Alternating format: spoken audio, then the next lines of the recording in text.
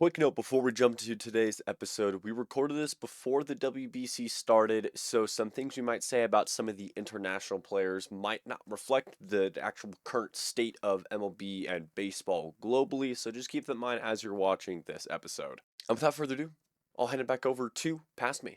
What is up, everybody? Welcome back to the Baseball Now podcast. I'm your host, Mason Braggins, and today I'm joined by Steven and Tom.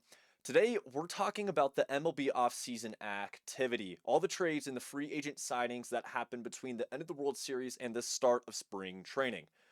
But if we were to talk about all of them, we would be here for a very long time, so we're just going to focus on the major signings and trades that happened during the offseason. Let's dive right in.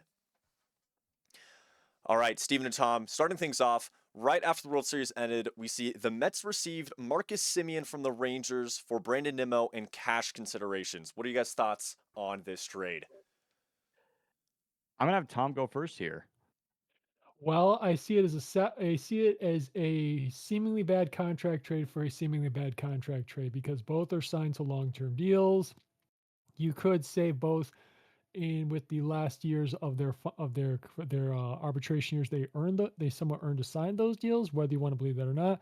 I just see it as them just retool. Those two need to change of scenery. I like personally. I see it as the better end of the deal is Simeon going to the Mets.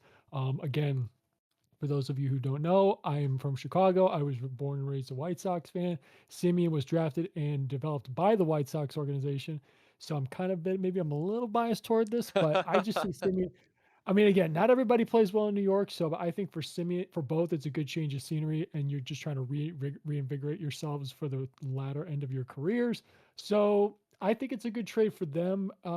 Whether one works out, when they both work out, or only one works out, we just got to wait and see. But I'm rooting for Simeon in this one. I think Brandon Nimmo has been in the trade mill for a while, the last few years. I remember, was it 2022, 2023? There was rumors about him getting traded to actually my Colorado Rockies, and I thought that was very interesting. Of course, this was before Brenton Doyle made his debut in 2023, but he was in that trade rumor. But it happened, and so it's again. I agree with Tom. It's more of I guess, a head scratcher for me. Um, I mean, I guess it makes sense for the Mets, knowing that they were going to lose I should say, did I say Bo Bichette? I was thinking of Blue Jays, but no, Bo Bichette now on the Mets. But um, yeah, I mean, this is. I think they just wanted some power to that lineup. The Mets are trying to make their name in that division right up there with the Phillies. So with the Rangers here, obviously they need some more thump in that lineup, and of course, I think they should focus more on the pitching because they've had a lot of injuries, of course, with Degrom and everything. But I don't know. This was just a classic old MLB trade that sometimes it could move the needle, or it might not. So I don't know. We'll see. Yeah, I'm going to agree with you guys. I think Simeon is getting the better end of this deal. The Mets, I don't know, Jorge Polanco, um, I think probably at least on the Mets, kind of got outshined just by like all the multitude of stars that are on the Mets. You know, you have Francisco Lindor, you had Pete Alonso, Brandon Nimmo himself, who was another name part of the Mets. But I think bringing in Marcus Semien, he's going to get a big starting spot in second base over Polanco. And Nimmo, I'm not really sure what I don't know, his place looks like with the Rangers as an outfielder. But I'm sure considering he's kind of a bigger name in baseball right now, he'll easily get a starting spot for the Rangers. How that's going to pan out for Nimbo, not sure. But I think, Tom, like you said, probably just one of those trades where it's just like the teams are looking for something different, and this just happened to work out. All right, our next trade came almost a whole month later in December. A kind of a big trade here. We got the Rays receiving Slater De Bruin, Caden Bodine, Michael Forret, Austin Overn, and a competitive balance round A draft pick from the Orioles for Shane Bass. Let's hear. What are you guys thinking on this one? Yeah, I think the Orioles, they obviously they're looking for pitching. They got Shane Baz, who is he spent some time with the Tampa Bay Rays. Obviously, the Rays are huge into pitching. Obviously, they develop players very well. But as I pull up the stats here for Shane Baz here, again, he last year 10-12 with a 4.87 ERA. 176 strikeouts. You could talk and look at the mustache. I mean, look at his facial hair and just the vibe of that guy gives off. It's a little interesting. He looks like an old man wearing a Orioles hat, I will say. No, I mean, we'll see what happens with him. I mean, he is still on the fairly young side, right? I mean, I'm trying to He's look at his 26 age right here. now. 26. In his career, he's a 3.1 WAR pitcher, so that's pretty good. Really, this is just to add to that rotation. And I was looking at a list the other day. I was watching a spring training game, and it's just incredible how many pitchers that the Orioles have as depth. Right behind the rotation. So I don't think the Orioles have to worry about that, but I think this was obviously one of the bigger moves for them this offseason. I'm curious to see what he's going to do there. I think he'll do okay. Well, again, it's hard to say because we haven't really seen him in an Orioles uniform except in spring training. But for all those prospects for Shane Baz, that is interesting, especially with the CB A draft pick for the round A. I believe that's for this year. Again, very interesting. That's a lot of draft picks, and again, I don't know hardly any of these prospects. We need to do our research, I guess, over here at Baseball Now. But yeah, very interesting trade here. But for the Orioles, I would say that's a decent trade. Yeah, I think it's not a terrible trade. I think, like you mentioned, the Rays are getting multiple prospects, all in the top Yeah, 30. yeah, It, in MLB Pipeline. Like according to MLB Pipeline, all of the prospects they received are in the top 30. So I think kind of an even trade overall. Obviously, Shane Baz in his first full season was not an incredibly dominant pitcher, having a 4.87 ERA last season after being the number 8 prospect in like 2021, I think, is when he was the number 8 prospect. So I think No, really the Rays were looking for, I don't know, I guess farm is probably what this is. They must have enough pitching to be able to offload a guy like Shane Baz, who I think has a very high skill ceiling, especially at 26 years old, has very high potential, as he gets into the prime of his career. So I think an interesting trade to be on the lookout for to see how Shane Baz develops in Baltimore. And then really interesting, got to take a look and keep an eye on the prospects that the Rays are receiving in return.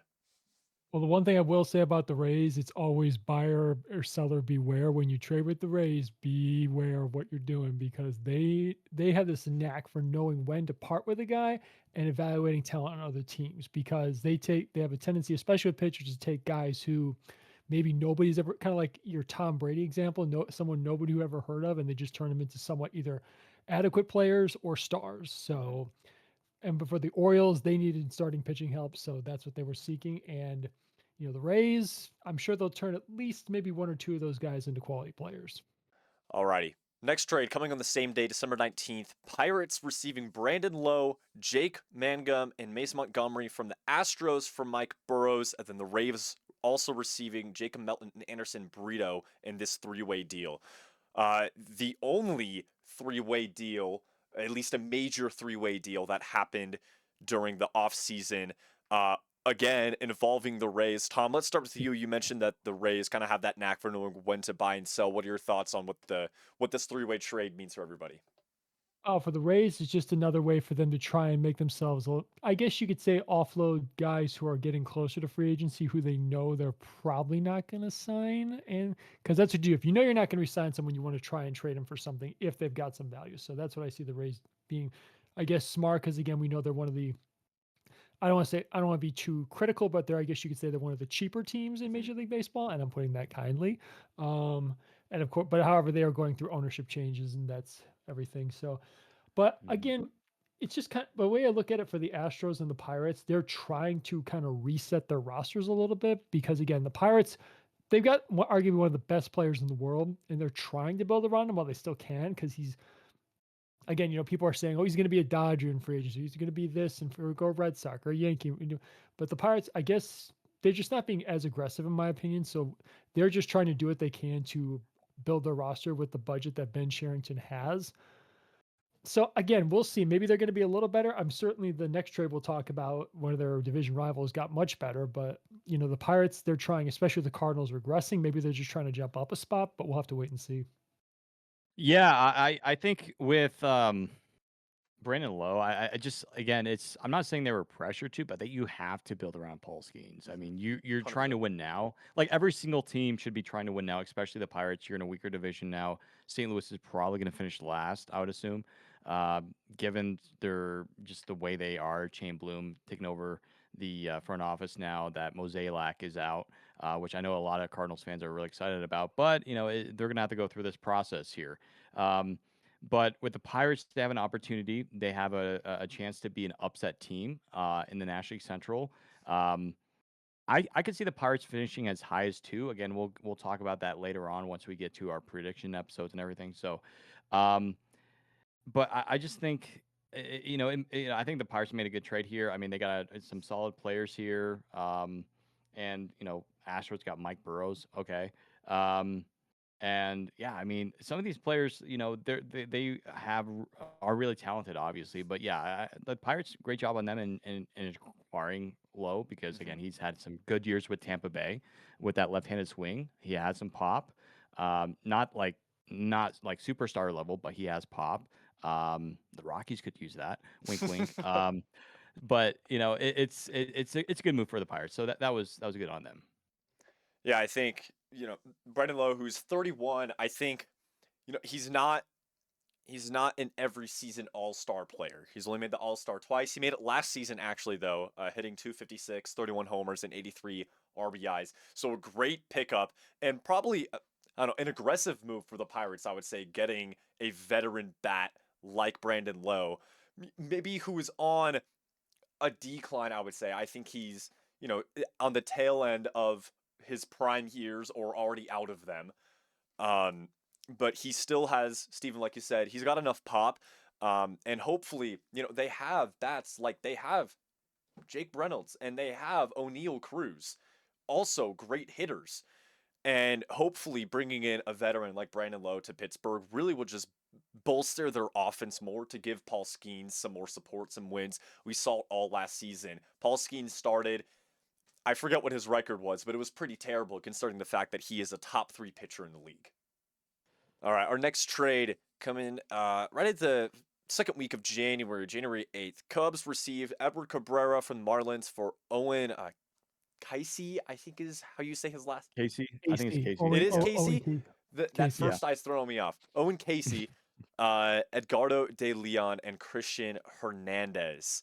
Uh, Juan, well, what are our thoughts on this one? Well, I can tell you this: the Cubs were not willing to pay top dollar for the free agent market for starting pitching, so that's why they resorted to the trade market. Again, coming from somebody who lives in Chicago, you know, it just sucks that neither ownership, the Reinsdorf or the Rakers, are willing to spend high top dollar anymore because this is Chicago. It's one of the best sports cities in America, and Mm-hmm. they just don't want to pay top dollar at this point. It's very, very strange, but it's true. Now, obviously, both teams are in different positions heading into the season. The Cubs just were trying to upgrade their starting pitching roster because they want to compete with the Brewers. I mean, last year there were a lot of people talking they could dethrone the Brewers, but the Brewers are now the back-to-back division champs. And even with another trade, which we'll talk about that the Brewers maybe we'll talk about in a little bit. This is still a bit of a. I mean, Owen Casey, very talented player. They were high on him, but again, in order to get Edward Cabrera, who has 3 years left before free agency, they had to, of course, part with one of their top prospects to make this deal happen. But with Cabrera, he has not had a full season of starts. In the last 3 years, he goes 20 starts, 20 starts, 26 starts, but he did pitch 137 Oof. innings last year. But ideally, from a guy you're paying this much of a value for, they're hoping they can get 100. If I am Jed Hoyer and Carter and wait, I can remember it's Carter Hawkins. I think he's still the GM. They want to get.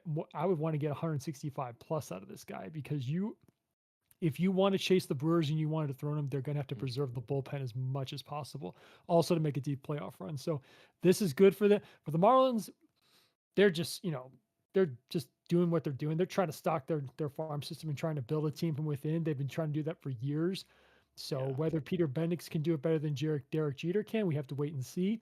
But for the Cubs, this is a good move if it pans out, Yeah. because like I said, he's got 3 more years left before he's a free agent. Mm-hmm. So, but again, they got a tough task because again, the Brewers are one of those teams that know how to build a team with, question marks, unknowns, and guys who people lost faith in. So we'll see how it works out.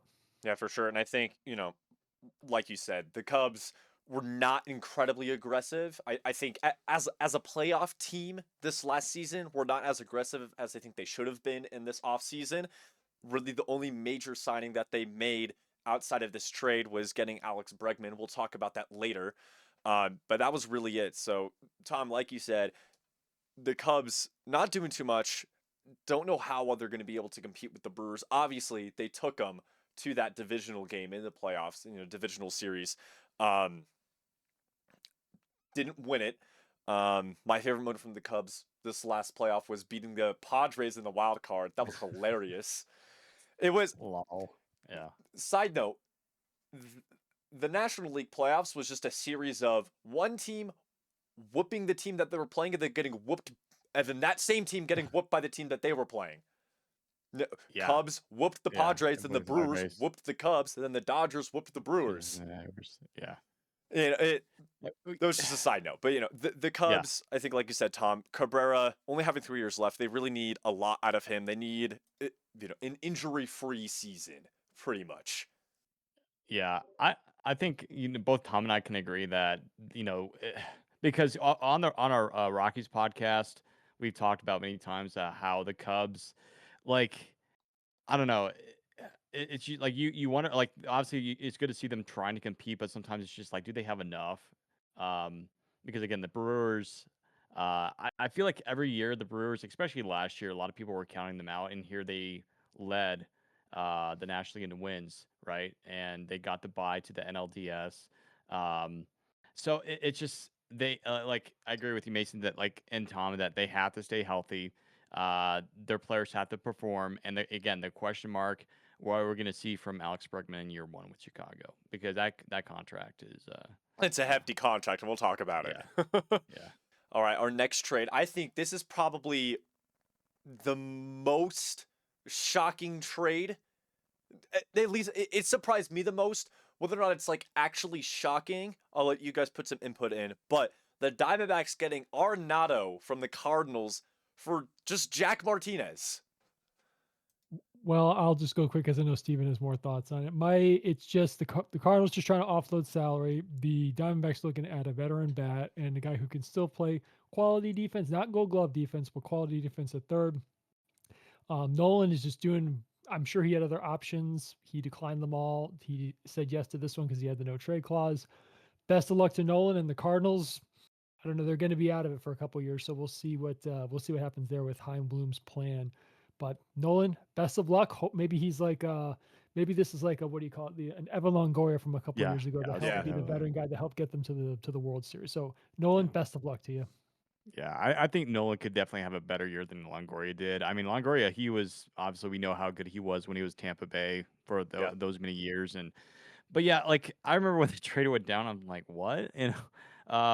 Because we kind of knew that Arenado has locations, and let's not forget, about a year ago, there was the Arenado had listed the teams that he was willing to be traded to or whatever, but the Astros offered him a trade. They wanted to trade for him, and Arenado said no, and which was funny.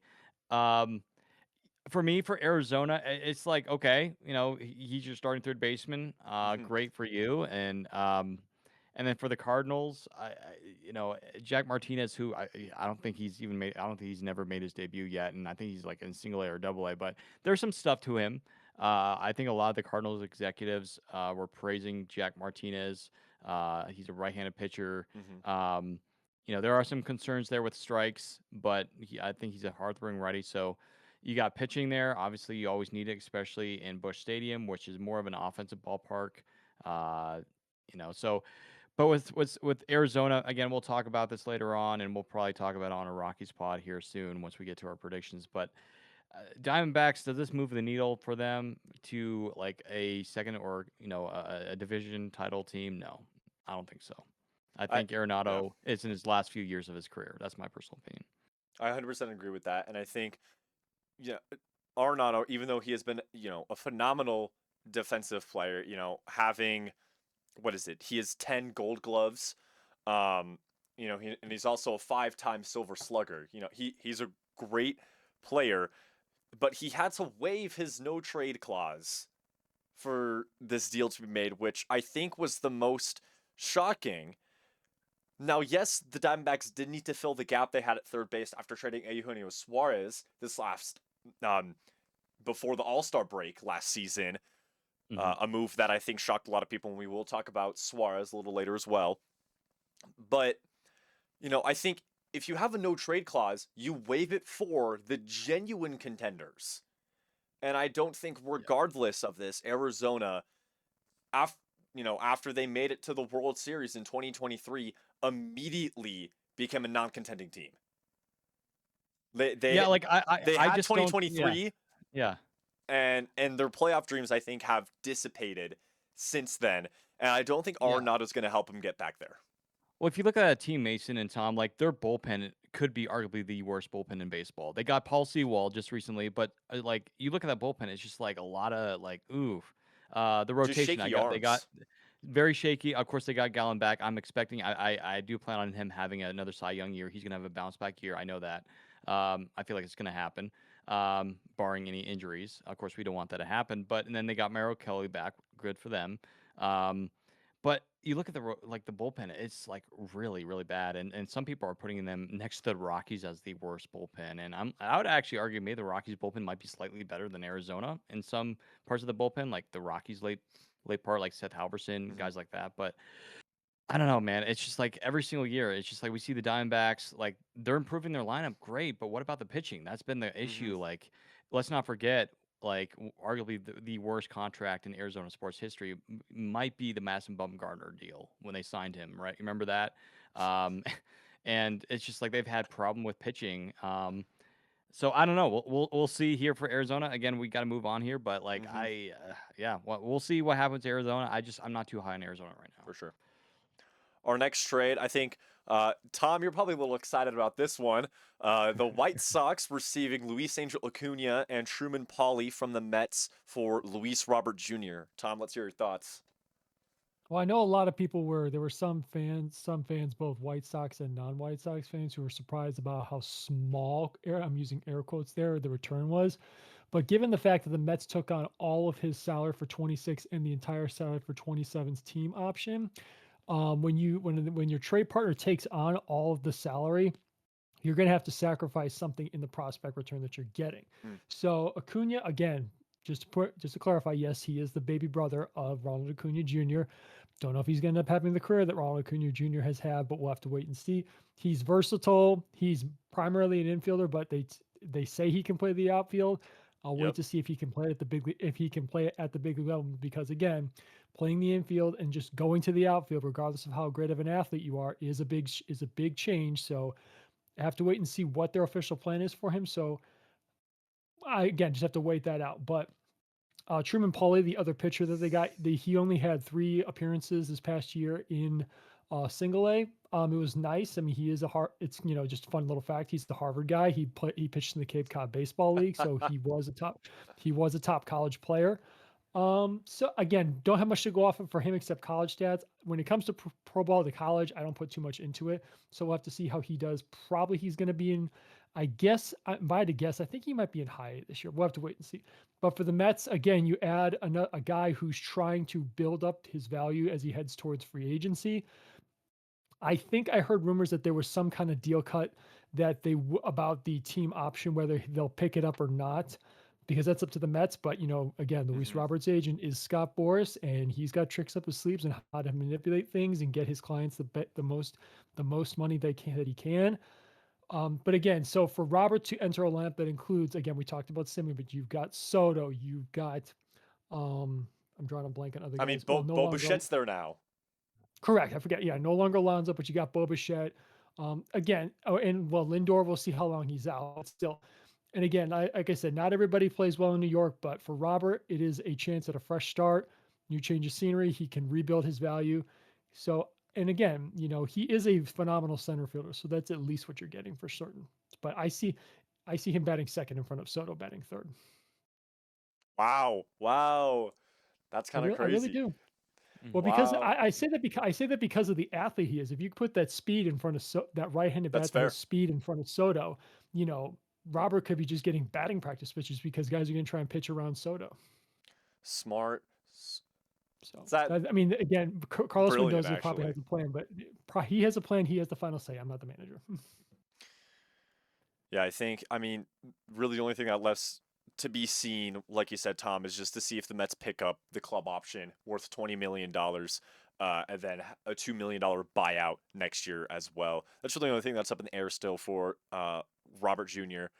I think I saw this and I thought it was a solid trade deal. I think sending Luis Angel Acuna at the very least, because like you said, we don't know much about Truman Pauly. We just know his college stats really. But sending Acuna to the White Sox, I think is going to be a better environment for him because in New York you had Polanco and you had Lindor starting pretty much every single game over Acuna, who rarely saw time in the infield. I don't want to make this up, but at least from all the clips that I saw him in the outfield more than in the infield for the Mets this last season.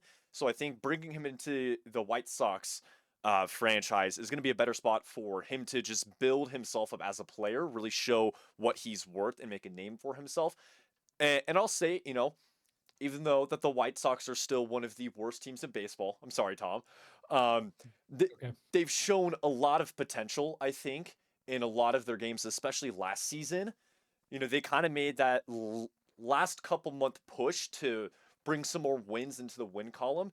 I think there's great potential for the White Sox to build up a young guy like Luis Angel Acuna. Yeah, for Acuna, like the key you mentioned there, he was blocked at his position. Now with here, he's going to have the opportunity to earn everyday playing time. So that's going to be key for a young player like him. And like you said, getting out of New York could be good for him.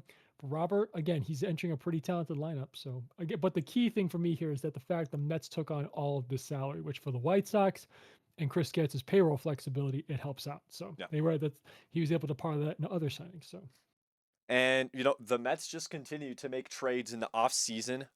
The next day, the Mets trading away Brandon Sproat and Jet Williams to the Brewers for Tobias Myers and Freddie Peralta. I wanna talk on this one first. This is crazy. You make a playoff push. You make it to the championship series in your division against arguably your hottest competitor league wide. The Dodgers, okay? The next season, after you push them pretty hard, even though we still blew them out 4-0 in that series, you trade away your best pitcher. I'm so confused Yeah. with what the mentality is here because Freddie Peralta, all-star caliber pitcher, has put up fantastic numbers for the Brewers, and they just give him away for I don't really know that much about these Mets players. Well, and to carry off of that, Mason, I mean, you look at the rotation. Woodruff, he's had injury history. I think he'll be back this year, right? Then you have the young, talented arm and Jacob Mizorowski, who was an All-Star last year. Some people debate he wasn't. I mean, you could talk that for hours. They did get again. We might talk about this. I'm not sure if this is on our little document here, but they also got Kyle Harrison. I believe that was from the Giants. There's some names on here, but yeah, like Brent Sproat, he's supposed, he should be in that conversation as well in that rotation. Um, but you look at a bunch of like veteran guys that they've had decent numbers, but like really the only guy that I look at this list and I'm like, okay, I I feel like I would have confidence in the rotation for the Brewers, and that's Woodruff, right? Yeah. Peralta, it's just that guy is really, he's solid, man. I mean, his pitch mix is really, really good. Obviously, whenever the Rockies played against him, we couldn't get a hit off of him. It felt like, even at Coors Field.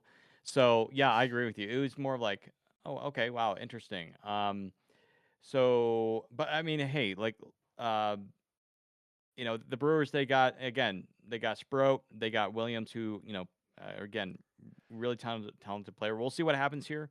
For the Mets, I mean, this is what Uncle Steve does over there in Queens, right? He gets a lot of good players, and some of these are under the radar. So the Mets, I'm not going to say they won this trade, but I would say that they definitely got a pretty good package deal here. I would disagree with you and say that the Mets did win this trade. I think that this is a big lose for the Brewers more You're than a win for the Mets. yeah. I mean, again, it remains to be seen how everything pans out. But trading away Peralta, all-star caliber pitcher, and also another pitcher, Tobias Myers. You're giving away two pitchers for just prospects. And really, I would agree that Woodruff probably has the most potential if he's not injury prone um, Yeah. this season. But the Brewers really only have Woodruff and the young guy Jacob Mizorowski, who it was hit or miss last season, but when he hit hard. When he was on Mhm. his game, Mizorowski is one of the best pitchers in the league, one of the best upcoming pitchers in this league. But that's all the Brewers now have for their starting rotation, I feel. I would respectfully disagree with you guys. I wouldn't say just yet that automatically the Brewers lose this trade because let's not forget they traded away Corbin Burns and everybody thought they were done. Fair point. So, but here's the thing. I've said this before, there are three teams who have seemed to have found their niche when it comes to developing within. That is the Rays, the Guardians, and now the Brewers. Mm. They just have this thing for developing within, and then all of a sudden there's guys who we may or may not have heard of come to the big leagues, and all of a sudden they don't become necessarily stars, but just quality baseball players. And I gotta applaud the Brewers. They knew they weren't going to re-sign Burns. That was, I mean, there was that whole story about how with Scott Boras and the Brewers, through the arbitration process got ugly, so they parted way. They just parted ways, and I see the same thing here now. Peralta and Myers weren't long for the cause with them. So again, when you don't know for a fact you're going to sign a guy long term who is a quality player, you trade them, and that's exactly what they did. And of course, as our fearless leader Steven calls Uncle Stevie Cohen, of course, has no problem writing big checks. So, but I got real quick about the two guys, Brandon Sprout. Don't know too much about him, but Jet Williams, I really like him. He had a quietly good year last year across three levels. Um, so, and again, he's kind of blocked because he's a middle infielder, but he can also, like Acuna, he can play center Mm. field. So I'm interested to see how they use him. Plus, not to make knack of short people, he's only 5'7", but we'll see how it works out. Hey, he's This perfectly could, average. exactly. It's I'm 6'2". I'm 6'2", so it's different for me. But anyway, but I see this could work out. I mean, again, if the Mets want to make a playoff run, they need to add starting pitching. They did that, and for the Brewers, it opens up options for other guys they have that are looking to make the rotation. Mizorowski will be there. We can all guarantee that. So, but again, we just have to wait and see because, like I said, the Brewers just have this knack for knowing when they're to develop, when to part with a guy, when to bring a guy up. So we'll see. This could work out for both teams.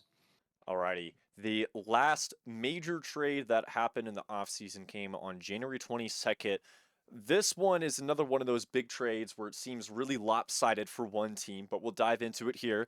We've got the Nationals receiving Abimelec Ortiz, Gavin Fine, I think is how you say that, Devin Fitzgerald, Alejandro Rosario, and Yeremy Cabrera from the Rangers for Mackenzie Gore. Pretty big name in Mackenzie Gore. Well, if for those who are watching or listening, if you've watched our Rockies podcast, we talked about this before with our other co-host Sarah. Um, I think we're kind of like the Nationals. They were up and coming, right? They get Dylan Cruz from LSU, same school as obviously Paul Skeens. Then you're like, okay, the Nationals are rebuilding correctly. They're on the come up in the next couple years. They're going to be back in the playoffs, whatever. I feel like this was kind of a step backwards because for Mackenzie Gore, you're getting really a front office. You're getting a new manager, and I was very curious to see how the new system in Washington would look under their staff and everything with Mackenzie Gore because the guy again got traded from the Padres to the Nationals in the Juan Soto deal. Um, I don't know, man. It's just like they got prospects here. I mean, some of these names are decent prospects or that they've had high ceilings somewhat. Gavin Feen, obviously, that's a name I've heard of. Obviously, Ortiz as well. I think he's an infielder. Um, but again, I mean, this is your ace for the Nationals, really. I mean, I know Jackson Rutledge. I know he's been a name floating out there. I know a lot of Nationals fans are still high on him. But really, you look at the Nationals rotation, Miles Michaelis, he's not going to cut it as your number one, number two guy Mhm. in the rotation. Obviously, I don't think he'll be number one. clearly not. He's been one of the worst pitchers in baseball. So I'm not gonna go out and say any team lost this trade, but it's just like the Nationals, like you trade Mackenzie Gore, and honestly, try keep him for one more year, see what he does, in Washington before he could get Mm-hmm. moved or traded, whatever. But Yeah, yeah, I think what Washington had last season, I think that there was a lot of good potential last season with what Washington could be. I think it somehow just fell apart. I thought they were looking like a playoff team, kind of like in the middle of the season, and then they just hit some road bump, and were one of the worst teams in the league last season. But Well, mhm. y- I see this as it's a change of regime because you have a new general yes, manager, new manager, just like the Rockies, same thing. They're just resetting. And again, to point out about Mackenzie Gore, he's a free agent after next season. So again, this new general manager is just being smart. They knew they weren't going to win in the next 2 years. So with Mackenzie Gore's value being fairly high, again, he didn't have a horrible season last year. It was actually quite good given the fact of the terrible team that he played for. mm-hmm. So for them, again, reset, new regime change, different evaluations, different eyes on evaluations, and then new manager. I'm sure he would have wanted to keep him, but again, this is a young, new modern way thinking manager. I haven't learned too much about him, but it's just a reset. And the Rangers are trying to keep up with the teams at the top of their division. That's it. Yeah, great point, Tom. Alrighty, that wraps up all the trades that happened in the offseason. So we're gonna move on to just the free agent signings. These are just all the contracts that were handed out after teams became free agents, whether they went to a different team. It was, all the Japanese stars coming over to the MLB getting signed, or players just heading to new teams. We're going to crack it open. First thing, Josh Naylor signing with the Mariners again, 5 more years there in Seattle. I think, I'll start this off. I think it's a brilliant move by the Mariners. I think coming from Arizona after, in the middle of last season, along with Eugenio Suarez. They both went to Seattle from the Diamondbacks last year. Josh Naylor was putting up good numbers, and I think this is a smart move by the Mariners to bring him back for, another 5 years. Not sure if that's going to pan out. He's 28, so that put him if he stays with Seattle for those 5 years, that puts him at 33 by the time, kind of like near the end of a predicted prime years for a player. So, I think this ends well for the Mariners. It was just, I think it's a good move for them because they didn't have any depth at that position. Yeah. They had nobody ready to come up to play that position. And again, it's familiarity aspect. He had a good year for them and helping toward the run in the playoffs. To your point, Mason, about his decline, I think they're going to get good production out of the first 2, maybe 3 years of this. But I again, agree. like a natural regression, years 4 and 5, they're just gonna have to try and supplement it with around him with what they can to try and make up for his offensive shortcomings. He's a good first baseman, so as long as he has experience in the outfield, so as long as he doesn't go to the outfield, you're gonna be fine. Because no offense to him, he's not a good outfielder, so don't play him out of position. Yeah. But ideally, it's not a bad signing. It's good for them, I think, for considering they're gonna once again try and make a run at the World Series next year. 100%. Yeah, I think his AAV is 18.5 million. I think something like that. It was 18.5 annual salary. So yeah, I like it. Really solid move for them. Obviously came up huge in the playoffs last year against the Tigers, and of course, in that series against the Blue Jays, of course, couldn't get it done, but good for them. I think that definitely helps things out, and obviously, I mean, I feel like it would be next to a couple of the other guys. Obviously, I think you have the big dumper. I think Mm-hmm. it's important that you keep Josh Naylor at least around there because again he came up huge for them. So Yeah.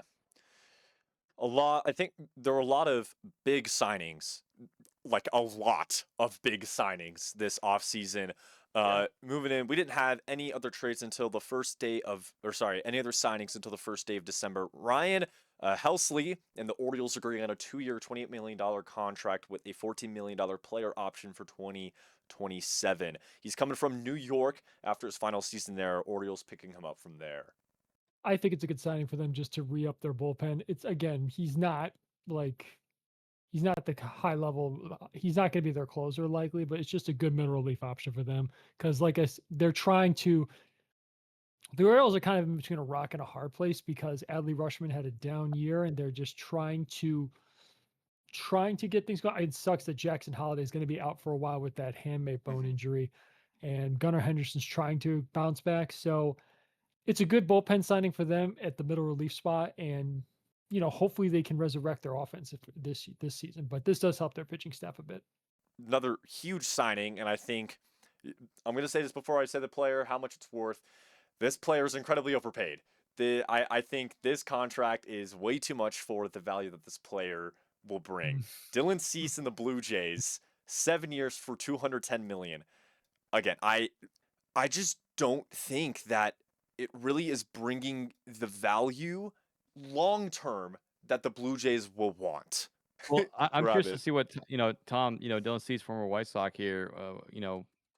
What do you think about it? I mean, it's a major. I mean, obviously, it's probably the biggest pitching contract this offseason, right? Well, I was surprised at the destination a little bit. I didn't think he would go to Toronto, but then again, Scott Boras is his agent. I know he played on the desperation of the Blue Jays to add starting pitching because again, they just made the World Series. They had some pitching woes, both bullpen and starting rotation. And the one thing I will say about Dylan Cease, here's something to keep in mind. He made his debut back in 2019. Since then, he has not missed a single start. He has been a reliable Iron Man, so to speak. He's like I don't want to throw a legendary Cal Ripken Jr.'s name into this. I don't want to hurt his name. But yeah, again, Dylan Cease, he's made 30 and since the 20 again, he had made 14 starts in 19 when he came up. He made all 12 starts in 2020. And since then, from 21 till 25, he's made 32, 32, 33, 33, 32 starts. Now, granted, I see where you come from, Mason. Last year, he had a bit of a down year because of location struggles. I'm just finding it was a bad year. I like for the Blue Jays, they're getting a reliable starter who still has electric stuff.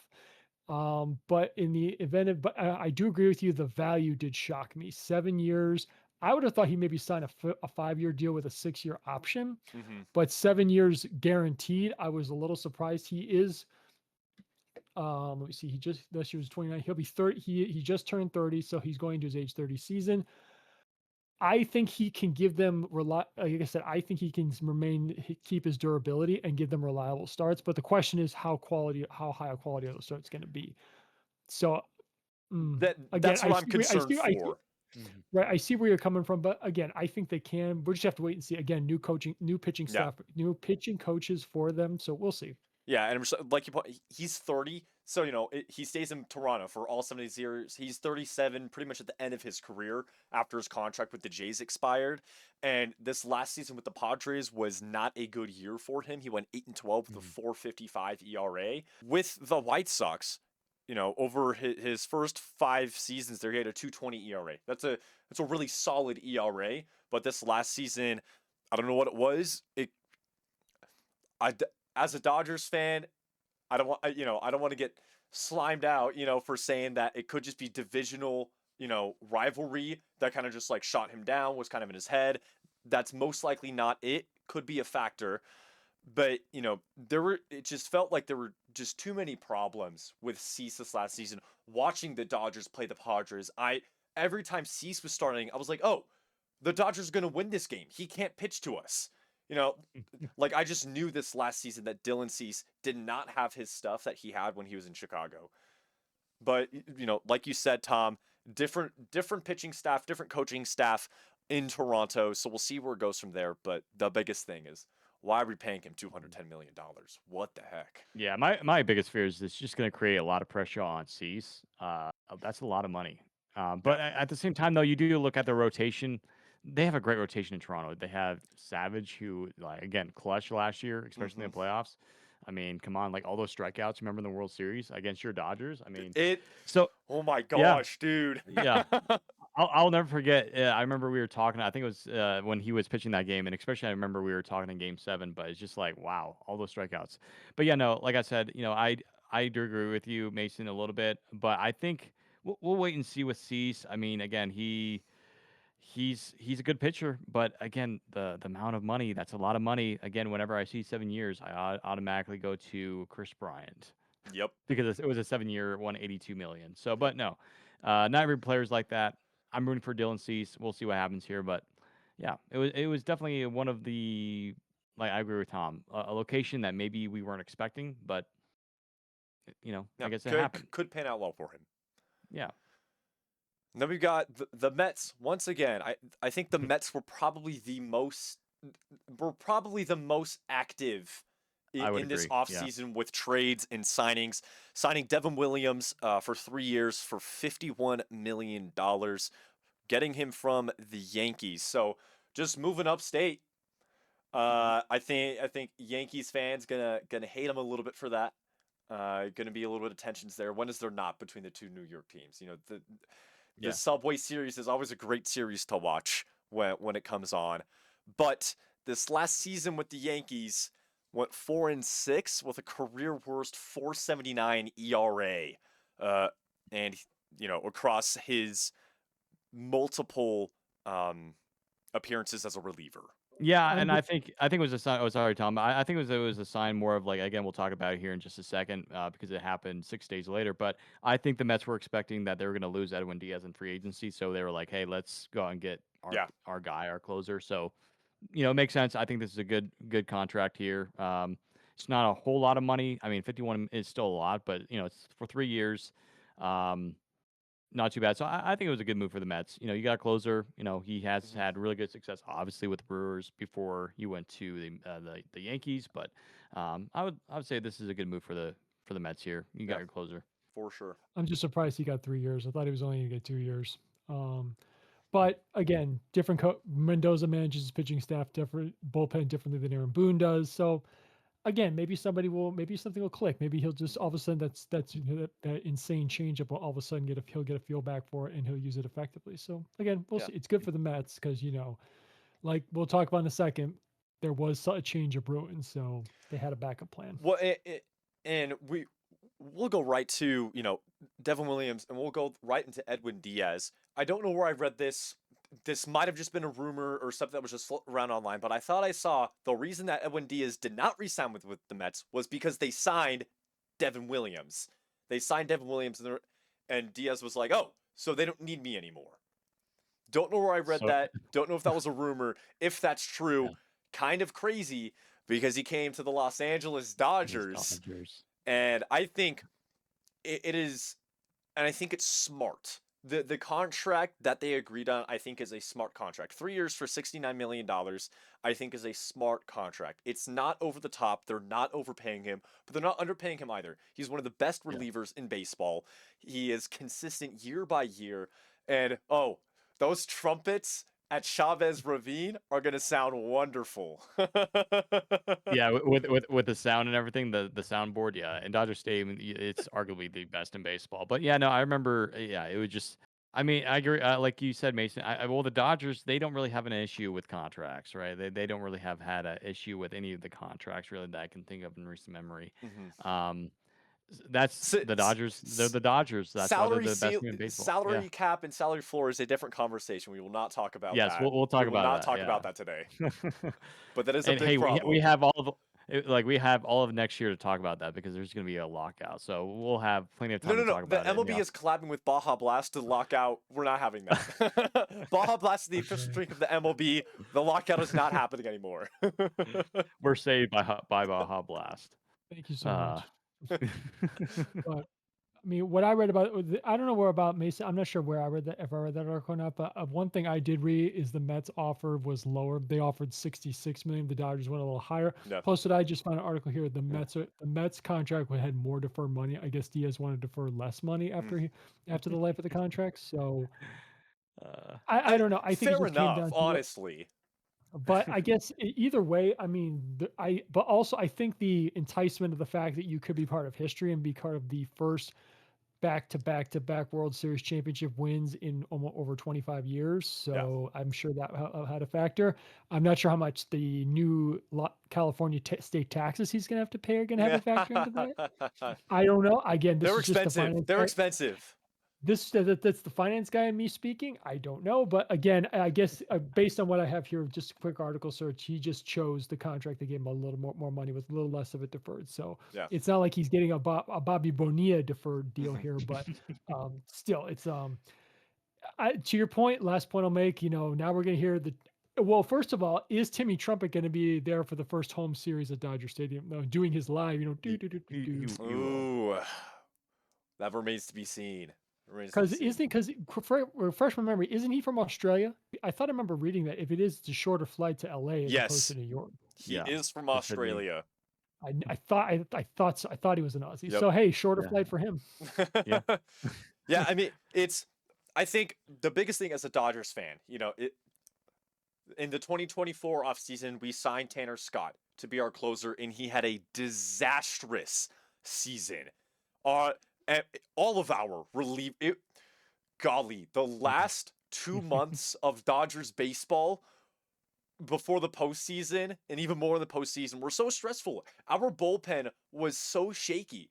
For the the reigning World Series champions, for one of the best teams in baseball, to go out there after pulling your starting pitcher and give up runs and almost lose games is incredibly stressful when you have people in your bullpen like Tanner Scott. You have bullpen.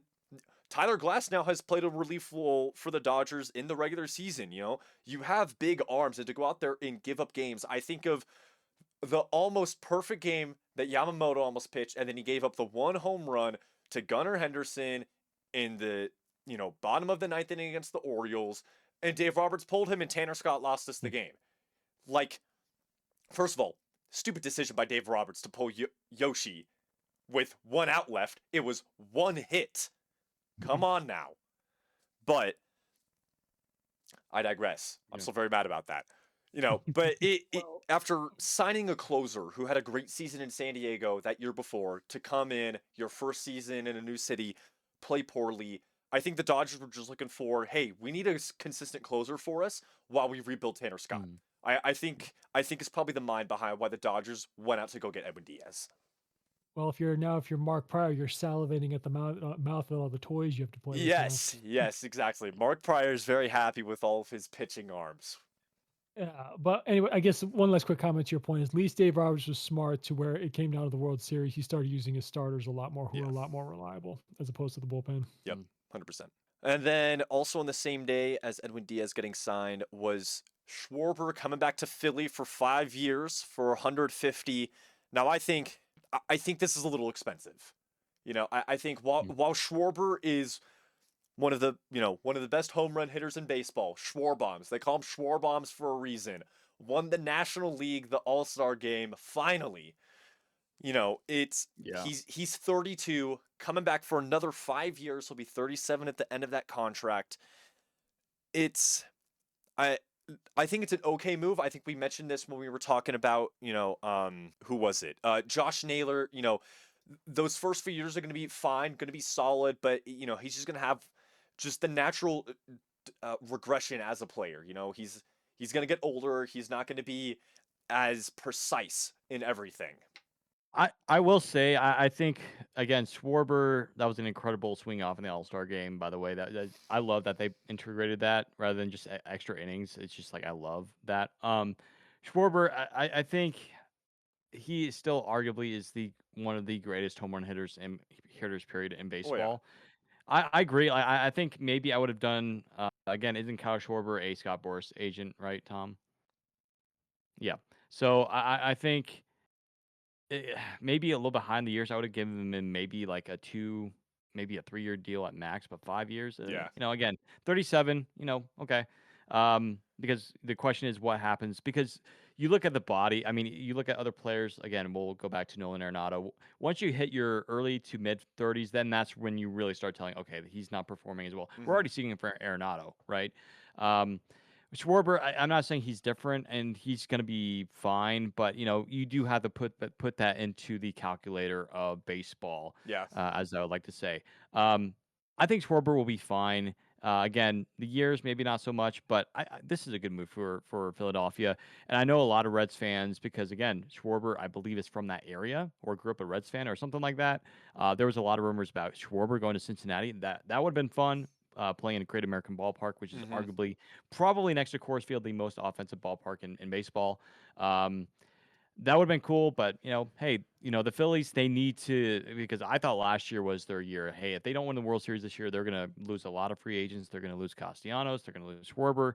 Well, Yeah. they are able to retain Schwarber, and of course, I think we might even talk about this in just another minute or two. But JT Realmuto. So we'll talk about Realmuto in a bit. But yeah, this was a guy they needed to bring back. They got him back, so good for them. Actually, just to make correction, he is not represented by Scott Boras. He's actually Oh, okay, represented by Excel Sports Management, which is okay. here in Chicago. Um, Hmm. the best part about this deal is Schwarber has settled into being a full-time DH. So Yeah. the two things the Phillies don't have to worry about. We have to play him in the outfield because his legs are not going to be able to manage it. Number two, he has no problem with being he's able to handle the everyday DH role because you're not out there running around much and everything. So of course, is my nickname for him. The beer league softball player is staying in Philadelphia. Mm-hmm. Um, I think and I think it's okay. They can still rely on him to get on base and slug, and that's all they really need out of him. I was surprised that he got 5 years. I thought he was going to get 4 years, but I think probably the agents played a little bit on the Phillies. Like, you give him 5 years, he's yours. And then of course Dave Dombrowski, bit to Yeah. took the bait on that one. But either way, it's good for Kyle Schwarber. He's loved in Philadelphia, but I would say in the last 2 years of the deal, you're not going to see as many home runs you're seeing right now. For sure. Yeah, I think especially if you're a fantasy baseball player, Kyle Schwarber's one of those guys where it's like you can rely on him to get a home run for you when it matters most come the end of that fantasy week. And, the last 2, maybe even 3 years of this deal, that home run production is definitely going to drop off. I think, like we mentioned, there were a couple spots where, he might have gone. Pittsburgh was one of those places. The Pirates were very early on in talks to try and get Schwarber a part of Yeah. their team. Um, didn't pan out. Schwarber staying in Philly, which I think, like we've all said, I think is a good move for Philadelphia. All of these free agent signings are so incredibly shocking. At least for the ones that are players changing teams. Pete Alonso going to the Orioles, 5 years, 155 million. I think another contract like with the Schwarber contract, where you know I was thinking they were going to give him 3, and again, he's 31 years old. 5 more years, he'll be 36 at the end of that. So kind of that same thing, like I said with Kyle Schwarber, where he's just going to have that natural regression as a player as he gets into his mid 30s, where he's not going to be, he's not going to be the polar bear that New York has known. I Another will say, Scott. yeah, another Scott Boras. I was about to say that about Tom, but I was also saying too. I do like this move for the Orioles though, because again, very young lineup: Jackson Holiday, Gunnar Henderson, up and coming Orioles. This is a great move for them, I think. If you don't look at the contract necessarily, I still think that this is a good thing for them. They need some power, but also again, veteran presence with a young team that's trying to win in the playoffs, something that they haven't really done. I mean, they were in the playoffs a couple years ago, right? And then they just, lost to the Rangers, which won the World Series that year. Um, but yeah, yeah, I think this makes sense for the Orioles. Good contact for them. Again, I think we might have briefly touched on it on our Rockies pod a while back, but maybe the location, not what we were assuming. But again, I Mhm. think this is still a solid move. Scott Boras played on the desperation of the Orioles to add offense. I can guarantee that was part of his master plan. Yes. But for again, veteran edition, you need pop. So you're going to see plenty of opposite field home runs go over that right field wall at Orioles Park at Camden Yards. I In almost just yards, called yeah, it only Camden Yards, but yeah. um, and people are worried about the wall changes in left field. There's no ball. There's really no ballpark that can hold Pete Alonso. But anyway, I like this again. Another thing where it's going to be if I am the manager, it's going to be serious concerns for me in years 4 and 5 of the deal about regression. Couple other big signings coming the next day, December 11th. Robert Suarez and the Braves are agreeing on a 3-year, $45 million contract coming from the Padres. Yeah, with the Braves, obviously last year, massive disappointment, and that's putting it kindly. But I will say this though, if we saw the Braves had a really good second half, they were actually close to being a wild card team. They were in the talks about it. But yeah, I like this. Suarez obviously he is, I believe, a bullpen guy, so he's going to be in that bullpen for Yeah, them he's a along with closer. the closer, right? So he'll be working along with late inning guys like Tyler Kinley from Milwaukee, and then I think well, I was thinking Lopez, but Lopez I think is a starter for them. But no, I think Suarez makes sense for them. I think that contract is obviously Alex Anthopoulos, who is their guy in Atlanta. He is probably the greatest or one of the greatest baseball executives right now. That's a great deal for the Braves right there. I think looking here, it's like he's still, one of the best closers in baseball. He's one of the best closers in baseball last season, despite the fact that he was 34 years old. He's turning 35 pretty much right before the start of the regular season. So after this contract expires, he'll be, 37, 38, pretty much at the fence of retiring as a player. But the fact that he's still averaging, 98.6 miles per hour on his fastball at 34 years old, I think is a good sign of longevity as long as he stays away from injury. And I think the Braves really need a guy like Robert Suarez in their bullpen to really bring the dominance that he showed in San Diego. And I think this is kind of interesting to know a quote from Suarez actually, and why he signed with Atlanta. It's like, as far as I can remember, they've always been competitive. Apart from last season, a team that's constantly in the postseason. And I guess that was his motivation for signing with Atlanta instead of staying with the Padres, which, players' motivations are weird. I think if I'm Yeah. him, I'm on the Padres, I'm staying in the NL West to try and beat the Dodgers every single season. But, maybe he's looking, Yeah. to go to Atlanta for just better opportunities to make it deeper into the postseason. And maybe that's his motivation there. But I think he'll thrive in Atlanta. I think he's got a solid deal, and I think these 3 years are going to be solid from him as well. Well, it's interesting they're going to pair him with Raisa Iglesias, who's in the last year of his deal before he heads to free agency. Mm. So we'll see how those two are split up. I think Suarez is going to be the ninth inning guy, and you're going to make. I don't know how hard it is to have that conversation with Iglesias, considering he's been the ninth inning guy for the Braves for a very long time. So it'll be interesting how they work that arrangement out. And then Cody Pound's just a middle relief addition to help bolster the bullpen. Yeah, for sure. Yeah, I don't follow Cody Ponce. I do know that he was once a Pirate in the Pirates organization as a pitcher for them, and Yes. so yeah. Mhm. So honestly, just another, he's one of the best bullpen arms in baseball. Very similar contract as far as here. Um, yeah, we'll see what the Blue Jays again. Blue Jays, they're getting some more depth to their bullpen, which is already solid. So good for them on Yeah, that. Cody Ponce headed to the Blue Jays for 3 years Mhm. for $30 million. The reason we really haven't seen or heard too much of him in MLB is because he spent the last 4 years in the Korean baseball organization playing for the Hanwha Eagles. He had a 17-1 record over 29 starts last season, had a 1.89 ERA with 252 Oof, that's really strikeouts. good. Yeah. Now, I think the big thing to note is I don't keep up with the Japan Baseball League, with the Korean Baseball League that much, but I think the competitiveness of the MLB is much higher than both of those leagues. So how, his numbers being a below 2 ERA pitcher in the KBO, how they're going to transfer over coming back to the majors after being out of it for 4 years. But the time he spent in Pittsburgh was pretty terrible. His his big league debut in Oh my gosh. 2020, he had a 1.7 record and a 5.86 ERA over parts with 2 seasons with the Pirates. So was not an incredible pitcher for the Pirates in the MLB, but hopefully his time in Asia um, Yeah. will has made him a better pitcher. Hopefully the Blue Jays can utilize him some more coaching to make him a dominant pitcher in the MLB, just like he was a dominant pitcher in the Korean Baseball Mm. League. Yeah, in 21, he was 0-6 with a 7.04 ERA. And is that 15 starts? No, just 15 games, but he had 2 starts. It's just yeah. But we're rooting for him. Like obviously like any guy that goes like quits baseball, like I remember Daniel Bard from a Rockies closer, he was out for baseball for a long time, retired, came back to the Rockies, was an all-star in 22. So, It happens. Yeah, you always want to root for guys like that, even if they're not on your team. I Yeah. think hopefully the Blue Jays can build them up to MLB caliber.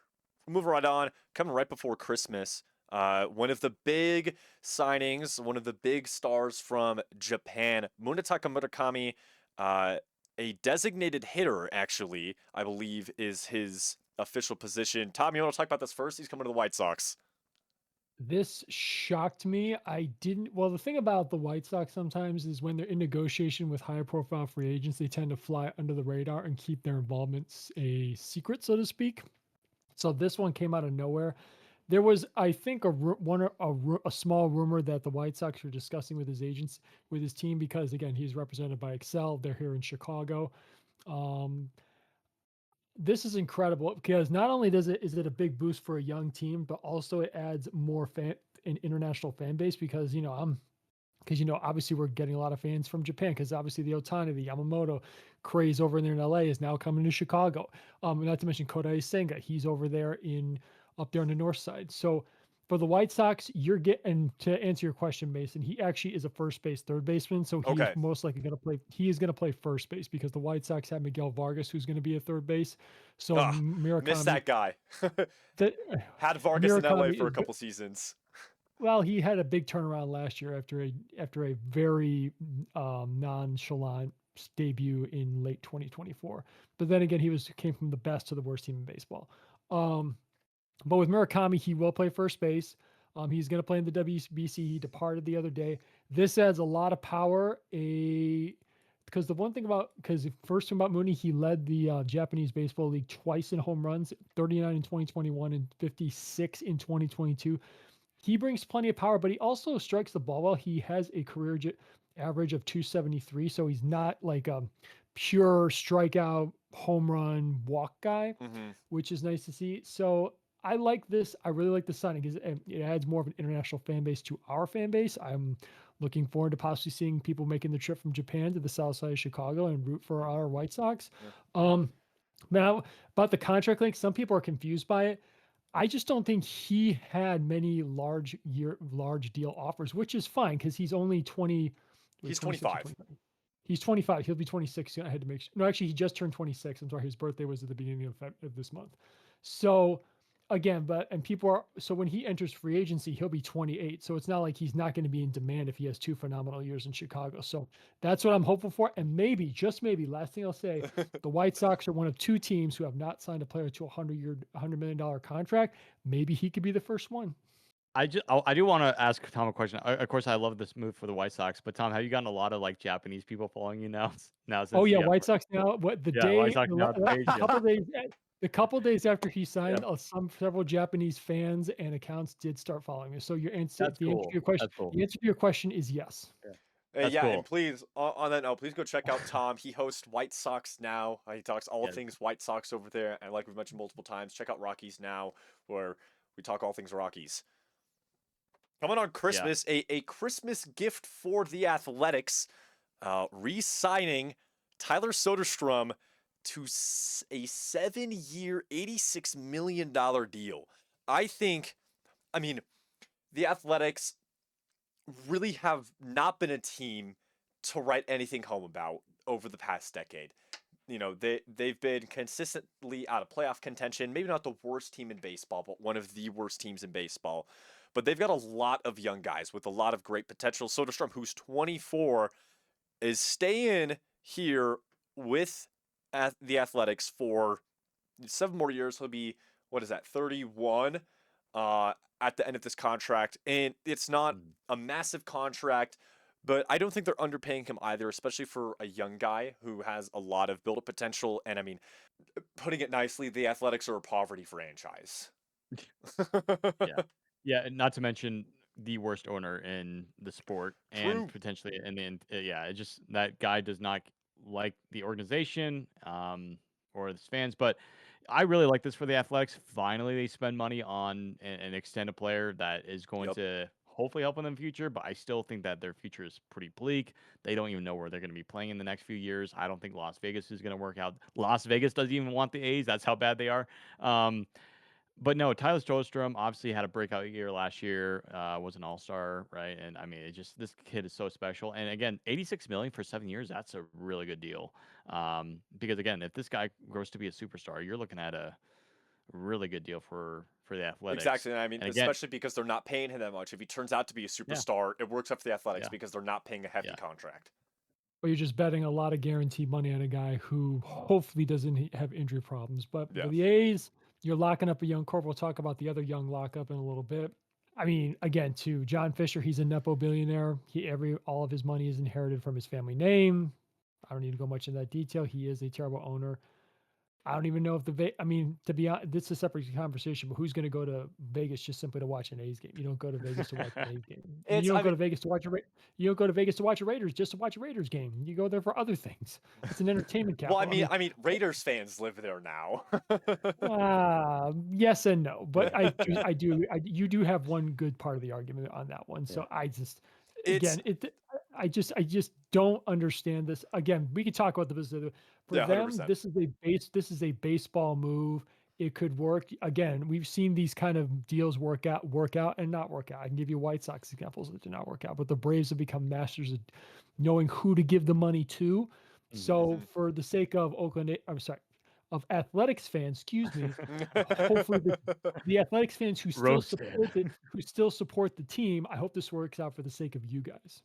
Yeah, Yeah, and hopefully, yeah, again, another conversation, but they figure out where they're going because we got quite a few more free agent signings to get through. Moving on, top of the year, Happy New Year to the Astros fans.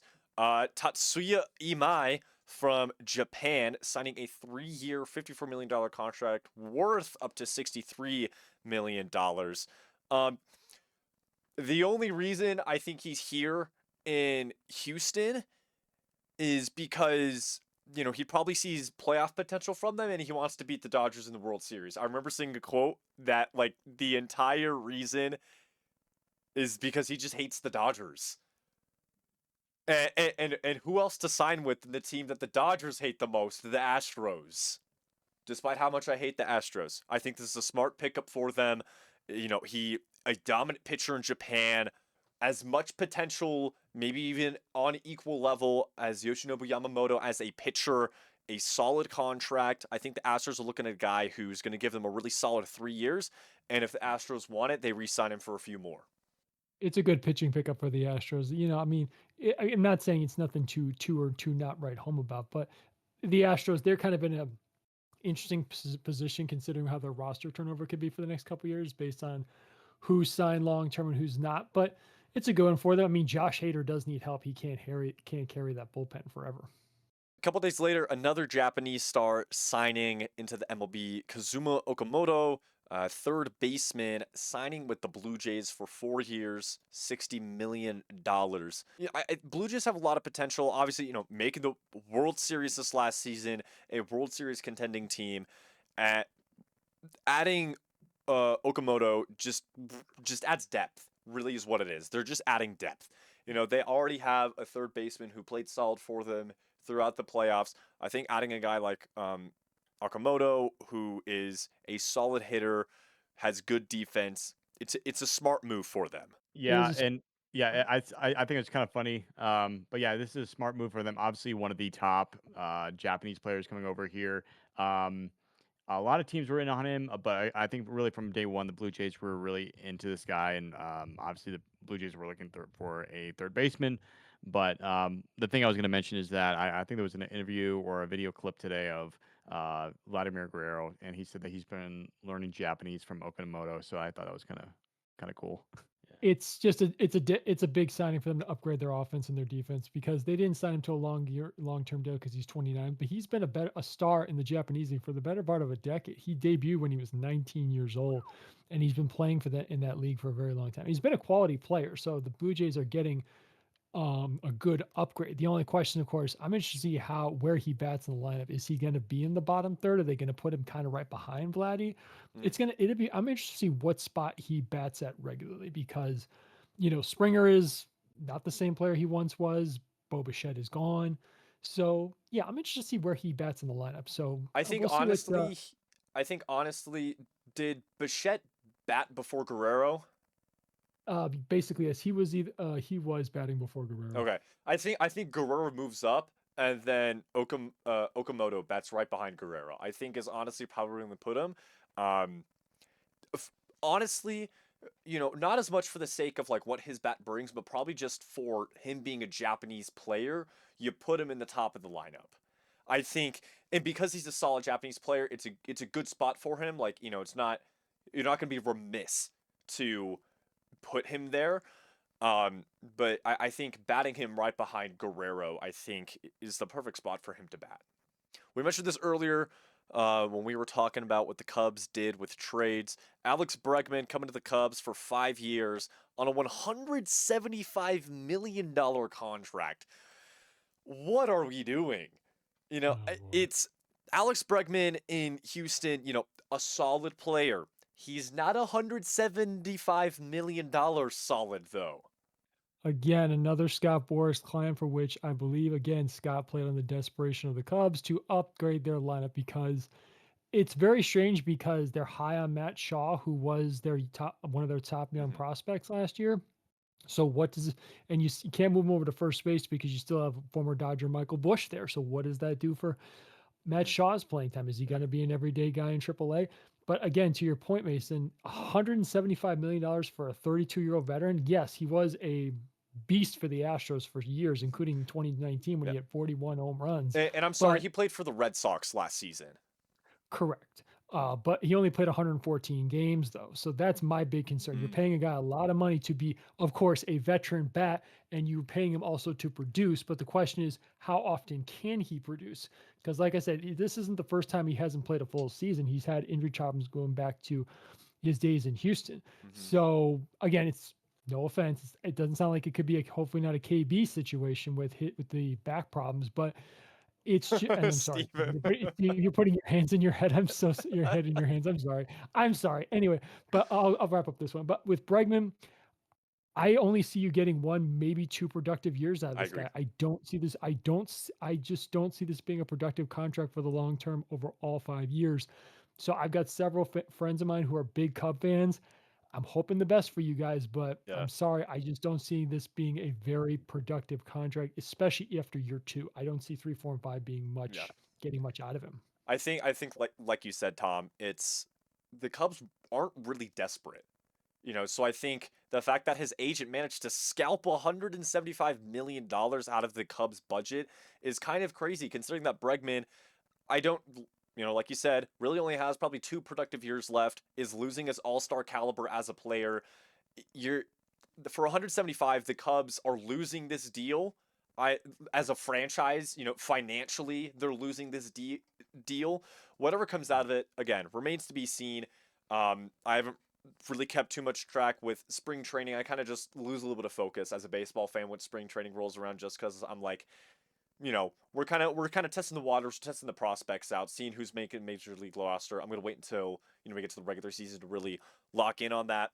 But hopefully he brings good J- production for the Cubs. Just one more thing to add. I just looked this up to be sure. $70 million of the contract is deferred. Oh my god, I think I did. I think that's in the article that I linked here. Is Mm. that he's gonna get paid from 2035 to 2044, which is crazy. It's I mean, if I was a player, I'd be doing, especially at a latter stage in my career, I'd be doing the same thing. You're not going to get a Bobby Bonilla type deal where you're paid out, I think, what was it, 15 or 20 years, I think is the length of his Yeah. deferred money. But I know 2035 is the end, but still, I try and defer some for my retirement. Hey, it's a nice retirement plan. This is true. Yeah, but I think it's an unfortunate. I just don't think this deal is going to work long term. I think like how the Cubs want it to. I think Mm. Bregman's agent won this deal. Oh yeah, Scott Boras. No offense, Cub fans. I'm sorry, but you get. I'm gonna use a term that I've come up with. You've gotten Borast. Alrighty, another. I mean, again, all these big signings. Ranger Suarez signing with the Red Sox for 5 years, 130 million. I think another one of those contracts where the player's overpaid. While Suarez, has been a fantastic pitcher in Philadelphia. Um, he started 26 games last season, went 12-8, ERA of 3.20, a WHIP of 120, 122. You know, really solid pitcher, but you got him for 5 years. He's getting into his mid-30s at the end of that contract. You're probably really only getting probably 3 at most productive years out of him. And again, 130 million I think is overpaying his potential. Yeah, I like Suarez. He's an all-star, right? He's been an all-star. He has been, yes. Yes. Yeah. Um, good arm slot pitching from the left side. Obviously, has had a lot of success with Philadelphia. I like this signing for the Red Sox here. Um, again, it may be a little bit slightly overpaid, but I still think it's a good deal. Yeah. I'm very interested to see how this works with Crochet and Sonny Gray at the top of the rotation. It's again might be an overpay, but I like the signing for the Red Sox. They need to have pitching if they want to compete for that division title. Yeah. Alrighty. Another player coming up that we're talking about here who, was in the free agent market in the sweepstakes, hoping to get a big contract somewhere with a big team. And Kyle Tucker, 4 years for $240 million with the LA Dodgers. Obviously, I'm excited for this. I think this is the perfect move to boost our outfield because there are a lot of outfield problems. We have Andy Pages, who is a great center fielder. He does great work out there. Why we put Teoscar Hernandez in right field for the entirety of this season, I do not know why, because he's terrible in right field. Please move him back to left field. He plays much better there. So bringing another good defensive player into our outfield is much better. The contract itself, what? like what? Another deferral contract. Yeah. And it has opt-outs for his second and third years within the deal. So after the 2026 season, he could just leave. Sorry, after the 2027 season, he could just leave. But it's an expensive contract for, even as a Dodgers fan, I don't think Kyle Tucker has this much value. I don't think he has this much value. I'm thinking for 4 years for a guy this hot, coming off of a great season with the Cubs, 130, for 4 years, I think is a fair deal. 240 is insane. Mason, let me ask you this question. What do you think of this order here? Ohtani, Betts, Freeman, Tucker. What do you think of that? I think it's a solid. I think those top 4 I think is great, and then you follow that up. Your bottom 5 after that. You go Smith, you go Muncy, you go Teo. You probably go Pages, maybe Teo after that. The middle. Here's my follow-up to that. Well, here's the follow-up. Would you switch Smith and Tucker? Go lefty, righty, lefty, righty, lefty. Depends on the pitcher. Sure, makes sense. I think depends on the pitcher. I think it. Switching who's up to bat, which handedness is up to bat, I think messes with pitchers. It really depends. You can go Tucker in the 4 spot. You can go Smith in the 4 spot. Smith this last season was great out of the 4 spot. He was fantastic. Obviously, since we've signed Ohtani, we've led Ohtani Betts Freeman or Ohtani Freeman Betts, and then Smith in that 4 spot, or Muncy in that 4 spot. But Tucker, I think, easily will take a 4 or 5 spot in the lineup. The only thing I'll say about this too is I'm just amazed at how big the contract was. I mean, the Bichette one shocked me too, but this one just blows me out of the water almost. Sure, and to your point, Mason, he can opt out after the 27-28 season. He's at that point he'll be either 30. It'll be his 31 or 32 seasons. Mm-hmm. Contracts I guess in baseball getting a little bit more lucrative, and it could work out for them, but I'm just amazed at the overall value of the deal. The contract itself will only bring value if he stays all 4 years. I think if he leaves after either the 27, especially after the 27 season, the contract is, in retrospect, not going to be a great signing because of how much deferred money we're still going to have to pay him. Yep. But I think he comes to LA, he helps our defense, and we keep winning. If we win this World Series next year, I think he definitely stays through 28.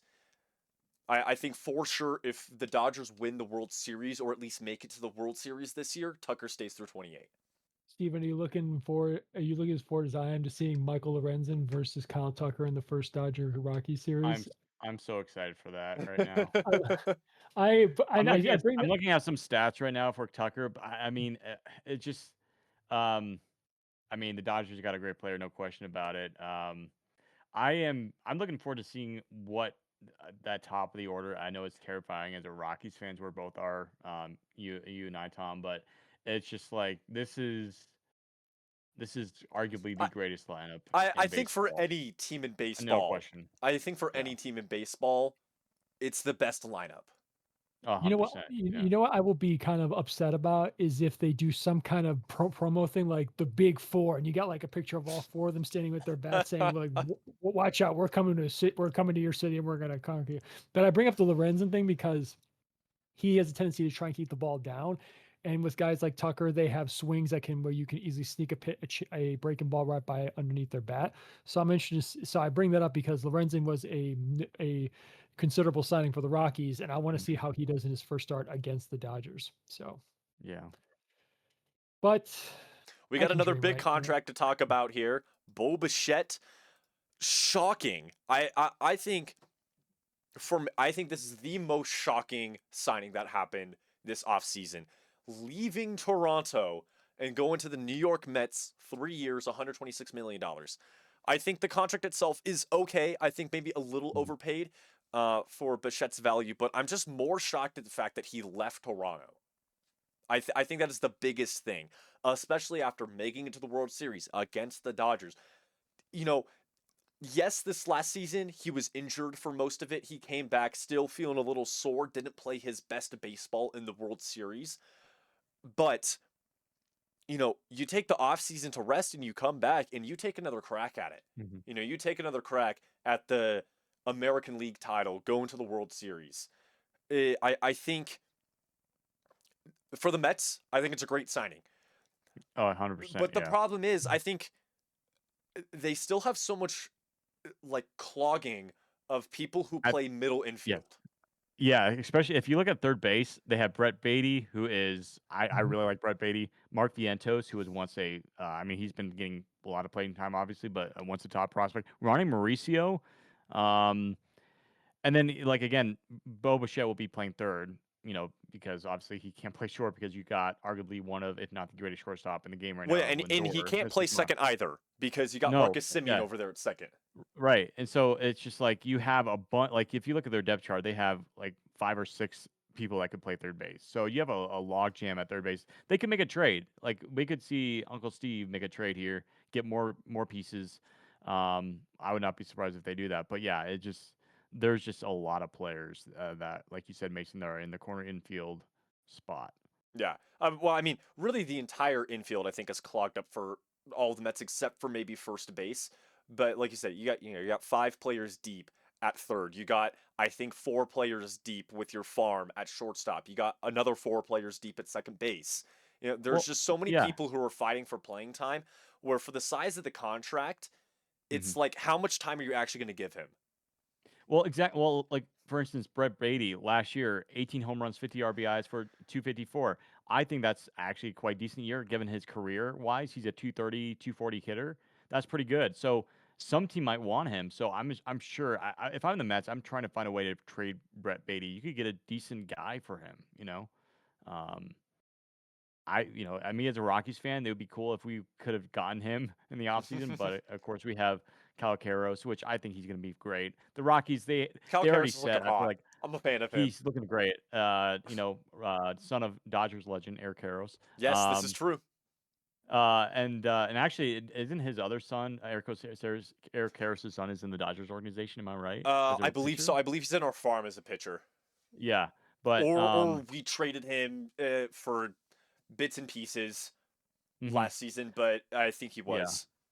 But all I have to say is, yeah, the Mets, they could definitely make some trades, and I think they will for some of the guys that are probably not going to get a lot of playing time. Like again, like I said, in my personal opinion, I think Brett Beatty should be a starting player somewhere. Maybe Yeah. they're just buying time for some of these guys because again, he can opt Yeah. out to this season and the following Mhm. season. So Yeah. it's a good thing they have him because now with Lindor out for God knows how long, now he can play shortstop. He's gonna have to play Mhm. shortstop, assuming that shoulder is good, all healed up. Hmm. Yeah, but I mean, if Bobichet's healthy, he's getting that starting position as long as Lindor is out. But the moment Lindor is out, it's you know I think Steven, like you said, Brady, I think deserves that starting spot as well. So it's like, you kind of have to kick him out to put Bichette somewhere else in the infield Mhm. to give him starting Yeah. time, especially since he is one of the hottest names. Yeah. I mean, if they want to keep, Brett Beatty, they could. Again, like, if there's an injury, but I think with the logjam, you still have Mark Vientos.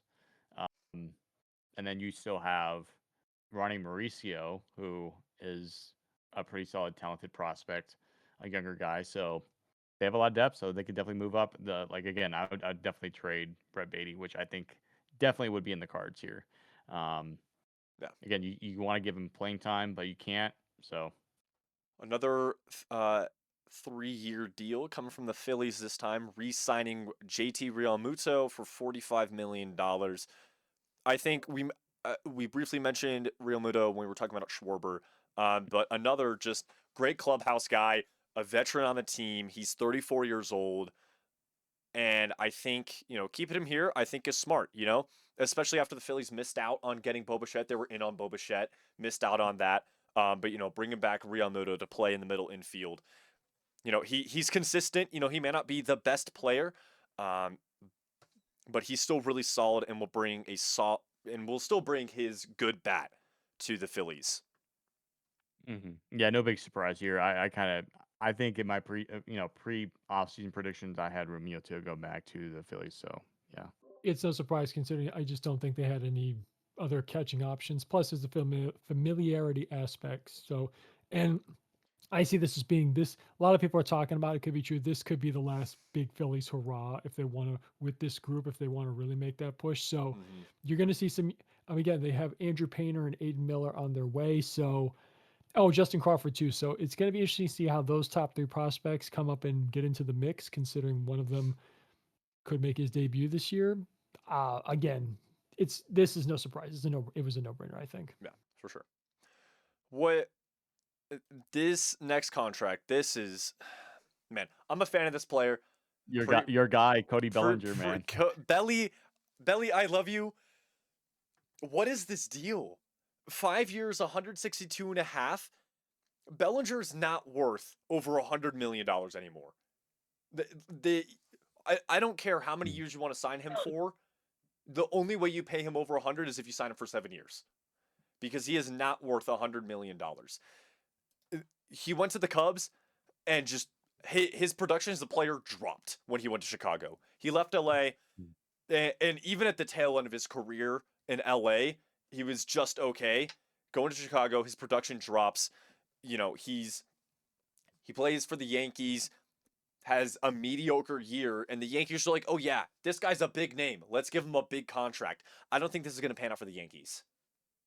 After 2019, he was looking to be a $700 million player, but that's. I'm not sure how his dad feels, considering his dad played for the Yankees for a number of years. So maybe I don't know. It's again, Scott Boras client. He played on the Yankees' desperation to just kind of maintain some productivity in the offense and not only rely on Aaron Judge. It's I'm with you, Mason. I just don't understand why people think this guy is that. Again, he's talented. I'm not saying he's worthless, but it's just the point is he's not an elite player anymore. Yeah. Yeah. He did play a full-ish game of season. He had a 5.1 WAR, but it's nothing to write home about, especially when you're playing in a lineup that's led by Aaron Judge. I mean, I figured that Judge, he would be much more productive in a lineup with him. And I just don't know. I don't see this being a very productive contract for the Yankees. I mean, he did have a bounce back year with this Yankees last season, which as a Bellinger fan was great. homers, Love to see him. He hit 272, 29 homers, and 813 OPS in a full season. He played all 152 games of the season, and having good production against left-handers, yes, great production against left-handers. Batting .415 and his slugging .601 against lefty pitchers. But I just don't think, especially the fact that he's an aging player. I think this contract, if he stays in New York for this entire contract, it's taking him to the end of his career, and he's not going to be the player that the Yankees had this season. He's not going to be the player that the Yankees hoped they were getting when they got him from the Cubs, thinking that they were getting Dodgers Bellinger. Yeah, you also put in the perspective where he plays at. It's pretty easy to. I mean, it's the big leagues. I know it's Major League Baseball, but you're still having to deal with that short porch in right field. Yeah. And I mean, you look at Judge, even like no discount to Judge because he's arguably the best player in baseball next to Shohei. But that short porch in right field is it's a hitter's paradise if you're a lefty. So Yeah. Next big trade, another massive contract. Jose Ramirez back with the Guardians for 7 years, $175 million. I think this is another contract that is it's a little much. I don't think it's too yeah, much. I think Ramirez has great value as a player. He has been a franchise player for the Guardians. Um, and when they were the Indians as well, been a fantastic hitter, a great defensive player at third base. Bringing him back is it's a smart deal. yeah. We also mentioned this on our Rockies pod, but it's sad that Cleveland did nothing this offseason to build around him. Mm-hmm. Like they're probably gonna make the playoffs. Don't get me wrong. But it's just like he's the only guy you could feel like you could depend on Yeah. in that lineup. I feel like so it's just like Cleveland. What are we doing? But good job for them. I mean, he's arguably at the end of the day going to become arguably one of the greatest players in that organization's history. But it's just you feel bad for the guy because it's just like they don't build around him. Their ownership doesn't want to spend money. And I guess maybe they want to look at their prospects. They do pretty well organizationally with their prospects, but still, like you want to help the guy win a World Series, right? He still has no World Series rings. He got close, Yeah. 2016, but it's just like it would be sad for him to go down, never to win a World Series in his great career because he's on no question a Hall of Fame trajectory. Oh, for right sure. now. I will give him credit. He will be a career Guardian / Indian. So he has spent it's a rarity you spend your career with one team, especially considering if he plays out this contract, he will play 20 years. Let me just make sure I got that right. Yes, because this will be his 14th season in Major League Baseball.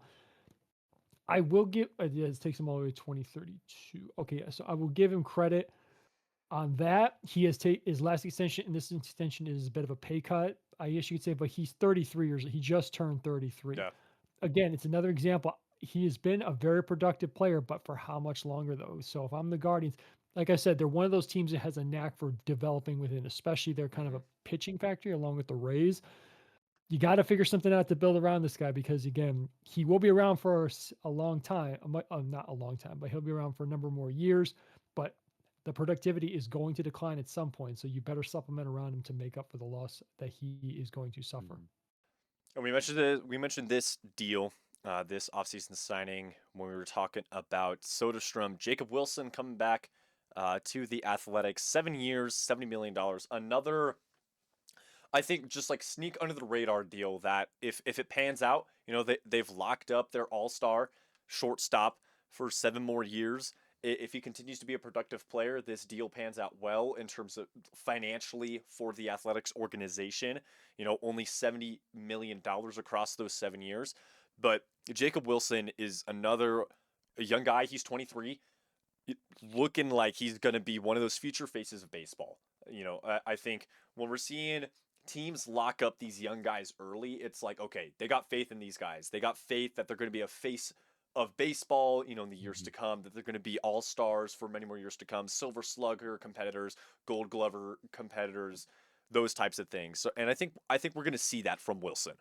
It's a former top prospect for them that has really worked out. So the question is, can he be the star that they're hoping that he is to lead them back to, I guess you could say, relevance or Relevancy. somewhat Yeah. finally give them some good headlines to talk for them to talk about. Yeah, because the teams that are worse than, the Rockies and White Sox are more relevant than the Athletics, and they had worse records than them. So I feel better now. I feel better now. Yeah, no. I'm happy for Jacob. Obviously, his dad played in the big leagues for a long time. Jack Wilson for, I believe, the Pirates, I think, if I'm correct, Tom. But yeah, it's just like again, I like both Soderstrom and Wilson. Again, we have a couple more names here, but it's just there's a little bit of part of me that's worried because of the ownership yeah, that's fair. there, and it's just like that's like ugh. Okay, but still, these are two guys that I feel like they proved it. So Yeah. they got their money. So now continue that, and hopefully they do well for the the poor A's fans out there, because I feel for them what Yeah. they've had to go through, seeing Matt Olson, Matt Chapman, all those A's legends, Josh Donaldson, um, Blake Trinan, Dodger legend as well. Yes, sir. Just you feel for those guys. So, but yeah, I like the signing. Yeah. His dad played 9 years for the Pirates. Yes. Yeah. 9, yeah, yeah. Was he shortstop or second base? I think it was second base. Let me double check. I think he was one. Either way, it was one of the middle infielders. But Shortstop, second base. He mostly okay. played shortstop. All right, we got just a couple more signings here, a few small ones and then one big one. I want to talk about, they're not major signings, but I want to talk about Eugenio Suarez. Mhm. I don't think, signing with the Reds, he's a solid bat, good defensive man at third base. I think for the Reds it's good, especially as, to put it nicely, a poverty franchise. Um, one of the bigger poverty franchises in the MLB. It's kind of embarrassing what they haven't done. But it's good for the Reds. I don't know why Seattle didn't re-sign him though. He played with Seattle, went to the Diamondbacks. They traded for him again this last season to bring him back, and they didn't keep him. And I think that's what shocks me the most. I think it's production uncertainty. He's had a bit of an up and down at times. He's kind of a hot, cold, hot, cold, hot, cold hitter. That's my opinion. In this regard, it's a good familiarity. It's a good reunion. But I just think that maybe he just couldn't find the value that he was looking for, and teams were unwilling to give him a multi-year deal, probably because of of maybe there's some. I think there's just some uncertainty about him as in terms of his consistent production as a player. And Yeah, that, I'm trying to think. I'm trying to think who's their starting third baseman right now in Seattle. Are they going with, is Williamson still there? Because I know he was their third base prospect. This is the question that we would like. I wish Adam was on right now, because Adam is our other guy at Rockies now. For those who are wondering, he's also a Mariners fan. So, but that's something to check out. But yeah, I like this one for the Reds here. But still, I mean, I feel like Brewers, the Cubs, obviously will be contenders there in that division.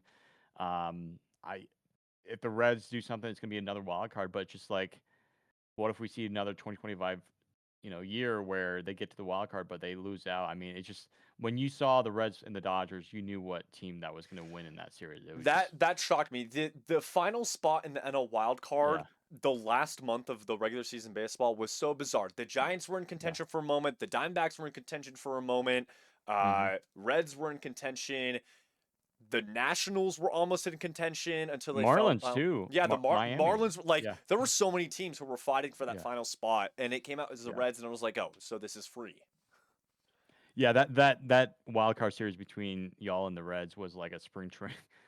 Really, it was it was like the freeway series that the Angels and Dodgers do before the regular season starts. That's what it felt like. Yeah, for the Mariners, Brendan Donovan, who they got from the Okay. Cardinals, is Oh likely yeah, that's right. Yeah, that they got the trade. Yeah, is likely to play third base. yeah. But And then another small signing that happened, Luis Araya is going to the Giants. Not a major signing, but I want to talk about it because he was the Triple Crown winner 3 years in a row. Um, so, the Giants are picking up a hot bat. But the big reason, and Araya said this, he signed with the Giants because he wants to play second base. He doesn't want to play first base anymore, which is what he was playing for the Padres. I think an interesting reason to leave where, you had so much success, but you're staying in the same division and on an arguably worse team than the Padres. I think there's going to be less opportunities for the Giants to be in contention compared to the Padres over the next 5 years. So I think an interesting signing. We'll see what the reigning Triple Crown winner, does. He's a fantastic hitter. He's a scary hitter for any pitcher. Slashing 317. That's his lifetime batting average. Is a 317, which is incredible. Last season batting a 292. He doesn't have power, but he gets the ball in play.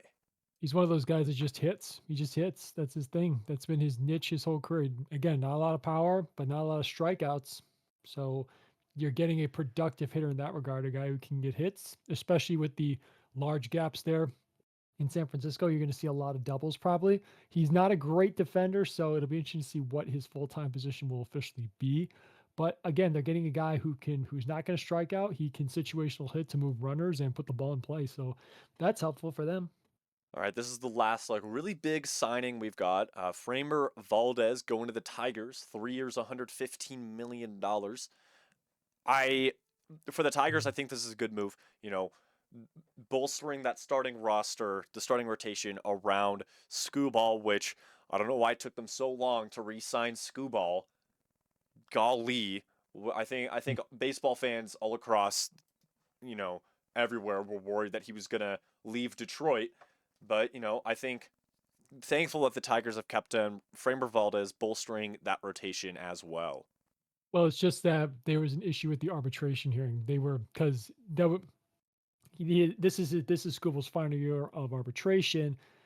He and Scott Boras put in a number in the $32 million, and the Tigers shocked everybody by putting in a ridiculous number of 19 million. So obviously, it's another. Again, I don't know who came up with that number to put into the arbitration hearing. They were going to lose. I mean, there's no doubt they were going to lose that hearing. Oh So yeah. Mhm. it's just this signing is insurance because they know he's parting. Unless those owners really write a just basically give him here's a blank check, put a number down. Right. He's departing Detroit after the end of the season. I feel bad for Tiger fans because with Valdez and Scuba leading the rotation, you have a nice rotation with Flaherty. You have Verlander's your fifth starter, who's going to Hmm. have his big sayonara. Mhm. So Casey this is a Mize. nice. Yeah. I was just surprised at the amount for this, but then and also took such a while. But there's also issues about Valdez's personality. I keep hearing because again, we all know the infamous moment with his catcher. So it's a good signing, but again, once Scuba departs, if he does officially depart after the season, Tigers really got to figure out a backup plan for how to replace his production. And then the last signing we'll talk about, I put this one on here because as a Colorado native, I root for the local teams. Tom and Steven, both Rockies fans. What are thoughts on Jose Quintana? Well, I was surprised because I want to say we were doing a podcast when it happened, or I was just chilling, and I look on X and I'm like, we got Jose Quintana. Um, I'm excited for this, simply because this guy in the last I think 7 years he's been in the playoffs 4 or 5 times in the last 7 years, something like that. Um, but if you look at his numbers, obviously they're gonna change, especially at Coors Field, naturally. Um, Jose Quintana, he's a seasoned veteran. He's been on a lot of winning teams. Um, and I think the Rockies, they obviously they were looking for a veteran arm in the rotation. And this is one of them, obviously, along with Lorenzen. But um, last year, he actually had a pretty decent year. I mean, it wasn't perfect, but he had a decent year. He had a 11.70 ERA, excuse me, 11.70 win record with a 3.96 ERA.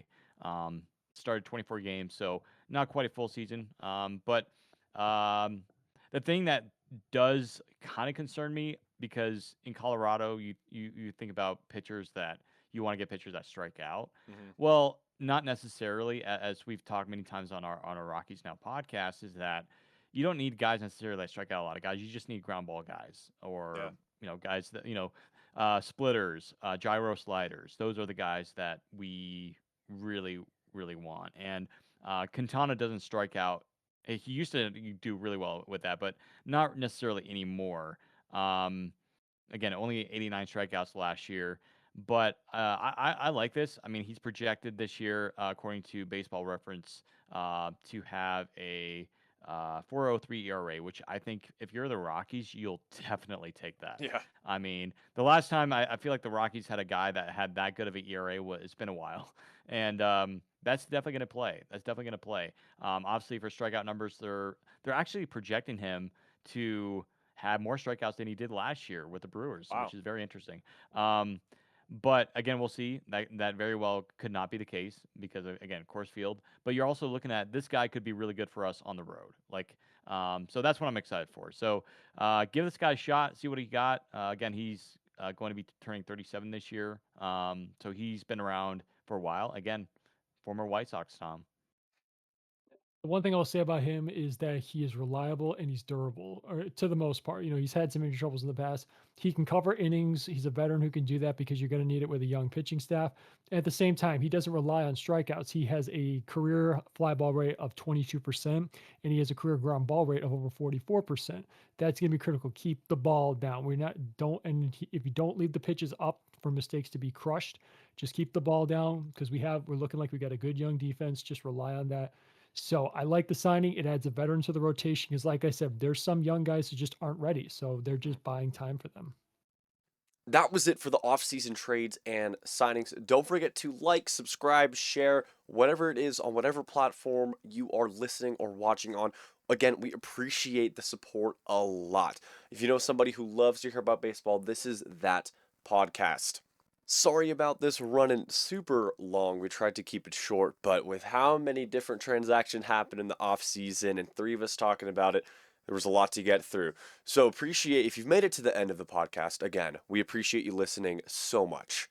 Next week, we'll be back talking about our predictions for team records. That'll be out right after the first few games of the opening day weekend.